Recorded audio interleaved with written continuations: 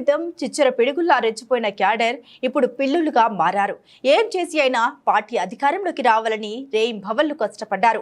చేతిలో చిల్లి గవ్వ లేకపోయినా అప్పులు చేసి అధికారంలోకి రావాలని కసి కొద్దీ పనిచేసిన నిజమైన కార్యకర్తల్ని నట్టేట ముంచారు. నాటి ప్రత్యర్థుల్ని అందరినీ నేడు పార్టీలో చేర్చుకోవడంతో పార్టీ అంటే ప్రాణమిచ్చే కార్యకర్తలు తెల్లబోయారు. పల్లెకి మోసిన బోయిలులా కాంగ్రెస్ పార్టీ కార్యకర్తల పరిస్థితి నెలకొంది. ఎవరిని సంప్రదించకుండా కులం, కార్డు, ఆర్థిక అంశాల ఆధారంగా చేరికల్ని ప్రోత్సహించడాన్ని కరడు కట్టిన కాంగ్రెస్ నాయకులు జీర్ణించుకోలేకపోతున్నారు.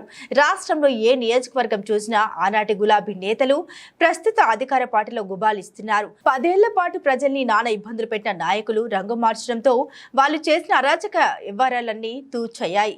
అధికారం చేపట్టక ముందు ఇచ్చిన మాటలన్నీ ఎమ్మెల్యేలు అయ్యాక నేటి మూటలుగా మారడంపై పొలిటికల్ ఎనలిస్ట్ మారెడ్డి నాగేందర్ రెడ్డి విశ్లేషణ. రాష్ట్రంలో కాంగ్రెస్ పార్టీ ఏర్పడి 4 నెలల కాలం అవుతున్న కార్యకర్తలు మాత్రం ఆ రోజున్న జోష్ ప్రస్తుతం కనిపించడం లేదని చెప్పవచ్చు. ఎందుకంటే 9 నెలల పాటు బీఆర్ఎస్ పాలనలో విసిగి వేసారిపోయిన కార్యకర్తలు, నాయకులు, దాంతోపాటుగా న్యూట్రల్ పర్సన్స్ ఎవరు కూడా కాంగ్రెస్ పార్టీ రావాలని చెప్పి మనస్ఫూర్తిగా కోరుకున్నారు. కానీ అది 4 నెలల వ్యవధిలోనే తేలిపోయిందని చెప్పవచ్చు. ఎందుకంటే 9 నెలల పాటు టీఆర్ఎస్ తర్వాత బీఆర్ఎస్ పార్టీగా అవతారం ఎత్తిన గులాబీ పార్టీ నేతలే మళ్ళీ ప్రస్తుత కాంగ్రెస్ పార్టీలో పెత్తనం చెలాయించడానికి పోలోమంటూ గేట్లు తెరిచారు, వచ్చేశారు. దీంతో సామాన్య కార్యకర్తలలో ఒక అసహనం, అసంతృప్తి, ఆక్రోశం వెలగక్కుతున్నారని చెప్పవచ్చు. ఒక్క ఖమ్మం జిల్లాలోనే కాదు, రాష్ట్రంలో ఉన్న అన్ని జిల్లాలలో కూడా ఇదే పరిస్థితి. సాక్షాత్తు ముఖ్యమంత్రి రేవంత్ రెడ్డి పిసిసి అధ్యక్ష హోదాలో మేము గేట్లు తెరిస్తే గులాబీ పార్టీలో ఎవరు ఉండరనేది ఒక ప్రకటన చేశారు. దాంతోపాటు గేట్లు కూడా తీశారు. కానీ ఈ గేట్లు తెరిచినప్పుడు అసలు వచ్చే కార్యకర్తలు, నాయకులు ఏ స్థాయి వాళ్ళు గతంలో గులాబీ పార్టీలో ఎలాంటి దందాలు చేశారు, ఎలాంటి భూ ఆక్రమణలకు పాల్పడ్డారు, లేదా ఎలా కాంగ్రెస్ కార్యకర్తల నాయకులు వేధించారు, ఇవేమీ లేకుండా ఒక గొర్రెల మందం తోలినట్టుగా, గొర్రెల మంది వచ్చినట్టుగా ఎవరు వస్తే వాళ్ళకు కండాలు కప్పేసి జై కాంగ్రెస్, జై కాంగ్రెస్ అంటూ చాలా చీప్గా కాంగ్రెస్ పార్టీ తయారైందని కూడా చెప్పవచ్చు. ఎందుకంటే ఎన్నికల ముందు, ఎన్నికల తర్వాత ప్రతి నాయకుడు, గెలిచిన ప్రతి ఎమ్మెల్యే, ప్రతి మంత్రి కూడా ఒక స్లోగన్ ఇచ్చారు: కాంగ్రెస్ పార్టీని ఇబ్బంది పెట్టిన ఏ కార్యకర్తను వదలబోము, ప్రభుత్వానికి నష్టం చేసిన ఏ వ్యక్తిని కూడా వదలబోము, వాళ్ళని నిలబెడతాము, అవసరమైతే వాళ్ళు ఆక్రమించుకున్న ఆస్తుల్ని మళ్ళీ తిరిగి ప్రభుత్వం స్వాధీనం చేసుకుంటుంది అనే ఒక బలమైన ప్రకటనలు చేసిన కొద్ది రోజుల వ్యవధిలోనే అవన్నీ పటాపంచలు చేస్తూ బార్లా తెరిచారు గేట్లు. దీంతో దొంగలు, జేబు దొంగలు, భూ దొంగలు, మట్టి మాఫియా, ఇసుక మాఫియా ఎవడు పడితే వాడు మళ్ళీ కాంగ్రెస్ పార్టీలో పోలమంటూ వచ్చారు. మేము కాంగ్రెస్ లీడర్లు అంటూ దెబ్బలే తీసుకున్నారు. అక్కడితో ఆగకుండా మళ్ళీ తిరిగి దందాలు మొదలుపెట్టారు. దాంతోపాటుగా అధికారుల మీద పెత్తనం చేసే పరిస్థితి కూడా వాళ్ళే తీసుకుంటున్నారు. ఎందుకంటే 2023 వరకు కాంగ్రెస్, నిజమైన కాంగ్రెస్ కార్యకర్తలు కష్టపడి నానా ఇబ్బందులు పడి నానా వేధింపులకు గురయ్యి పార్టీని, ఐసీలో ఉన్న పార్టీని కొంచెం బతికించగలిగారు. ఆ తర్వాత బీఆర్ఎస్ పార్టీ మీద ఉన్న వ్యతిరేకత, కాంగ్రెస్ కార్యకర్తల బలము లేదా వాళ్ళ కసి, ఇవన్నీ దాంతోపాటుగా న్యూట్రల్ పర్సన్స్ ఓటు, ఇవన్నీ కలిపి కాంగ్రెస్ పార్టీ అధికారంలోకి వచ్చింది.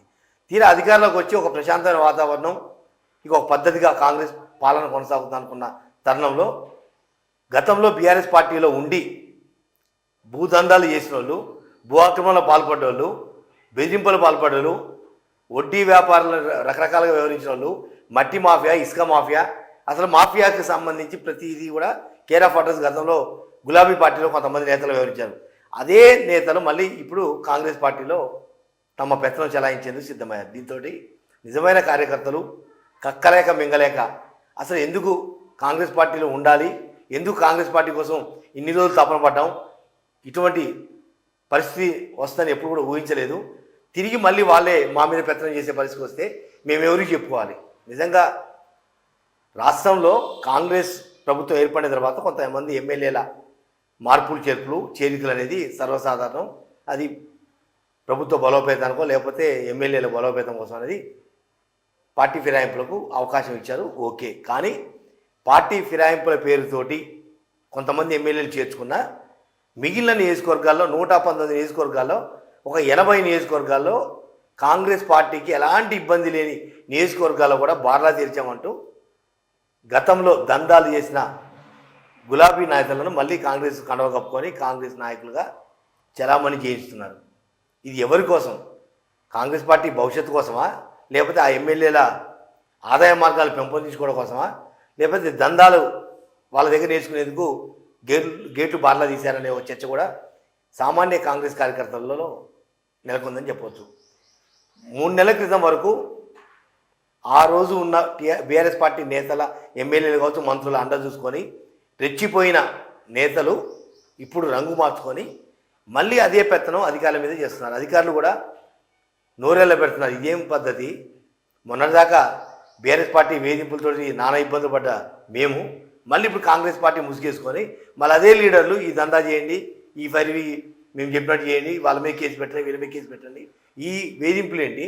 అసలు మేము ఉద్యోగం చేయాలా చేయొద్దని కూడా నిజంగా రెవెన్యూ అధికారులు కానీ పోలీస్ అధికారులు కానీ మదనపడుతున్న అంశం. ఒక్క ఖమ్మం జిల్లాలో కాదు, రాష్ట్రంలో ఉన్న అన్ని జిల్లాల్లో కూడా ఇదే తంతు ఇదే తరహా దందా కొనసాగుతుంది. అక్కడ దొంగలు, ఇక్కడ దొరలయ్యారు. ఇప్పుడు అంటే వ్యవస్థ అదే ఉంది, వ్యక్తులు వాళ్ళే ఉన్నారు, ఒక్క పార్టీ రంగే మారింది. ఇంకా అటువంటిప్పుడు సామాన్య ప్రజల బతుకు బండి ఎలా ముందుకు సాగుతుంది? లేదా కాంగ్రెస్ పార్టీని మోసి నానా ఇబ్బంది పడి వేధింపులకు గురైన పార్టీ కోసం జెండా మోసిన కార్యకర్తల మనోభావాలకు విరుద్ధంగా మీరు ఏ రకంగా కార్యకర్తల నాయకుల్ని బీఆర్ఎస్ పార్టీ నుంచి వచ్చిన వాళ్ళని ఎలా చేర్చుకుంటారని కూడా సామాన్య కార్యకర్తలు ప్రశ్నిస్తున్న అంశం. ఇప్పటికైనా గేట్లు బాగా తెలవాల్సింది ఓన్లీ ఎమ్మెల్యేలే తప్ప దిగోస్థాయి కార్యకర్తలు, నాయకులు, మాజీ ఎంపీపీలు, మాజీ జెడ్పీసీలు, మాజీ కౌన్సిలర్లు, మాజీ కార్పొరేటర్లు అంటూ ఓ పోలం అంటూ వచ్చేది మీకోసం కాదు, మళ్ళీ తిరిగి దందా నడిపించుకోవడం కోసం తప్ప రంగు మారింది తప్ప వ్యత్యాసం అంటూ ఏమీ లేదు.